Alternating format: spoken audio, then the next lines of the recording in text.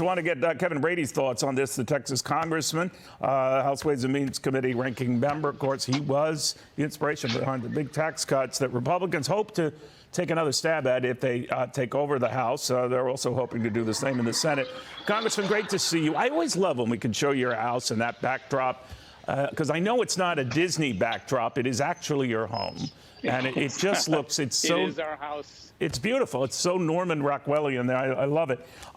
Congressman, let me get your take, first of all, something you probably do not love, these reports that we could be talking to Venezuela to replace some of the oil that OPEC and OPEC Plus countries have taken away. They say that's not going on. There are no active negotiations going on. Not clearly refuting it, but what do you make of it? So I suspect there are those negotiations going on. It's just frustrating. One, I don't want to see, like you, I don't want to see OPEC cut production, but this is a pretty predictable result of Joe Biden's, Green New Deal policies and his low standing, I think, among countries in the world. And it's just frustrating with President Biden's thinking American energy workers in the Gulf Coast are the enemy, but potentially a dictator like Maduro, who's criticized for killing and torturing his political enemies, could be an ally. It's just the president's got everything backwards. And at the end of the day, I think our families and our workers paid a deep price for it. I wonder if it's bigger than that, though. I don't want to sinister, motivations into things. But the White House itself, when it's talking about there's plenty of oil production leases, permits for the industry to take advantage of. But this comes from the same White House that has been talking about a shift away from fossil fuels for some time. Quoting John Kerry here, the administration's climate envoy, energy security worry is driving a lot of thoughts that now we need more drilling of gas, we need more drilling of oil, we need more coal. He goes on to say, no, we don't. We absolutely don't.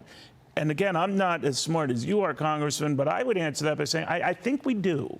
So are they saying one thing and actually, really, at their core, preaching another? So I'm hopeful I'll be Neil Cavuto when I grow up in intelligence and everything else. All right, but, yeah, there's a goal. That's true. Probably out of reach, by the way. But, yeah, you're exactly right. Look, the president's being so hypocritical about this. The fact of the matter is our American energy industries and workers want to produce more. Even Europe, has conceded that nuclear energy and natural gas is clean energy.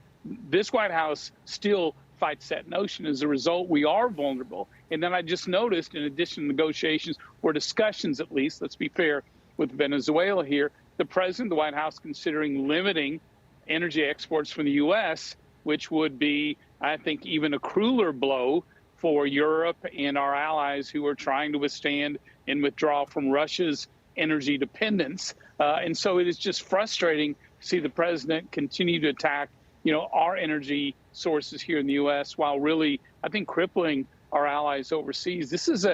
All of this is a predictable but a dangerous outcome. All right, so when the administration says, and oil's big in Texas as well, as you know far better than I, yeah. That they have already offered enough for the oil industry to produce to their heart's content here. But when I hear Gina McCarthy, it was the national climate envoy, representative, if you will, quoting her, let me answer your question very directly. President Biden remains absolutely committed to not moving forward with additional drilling on public lands. That's the whole shooting works here. On the existing leases and permits we have, we're running at a 95+% production rate. That isn't the problem. We're limited where we can get it, right? Yeah, that's exactly right. And I think, the president wants to have it both ways. Just spin it. He ran on, killing oil and gas in America. That's exactly what he's doing.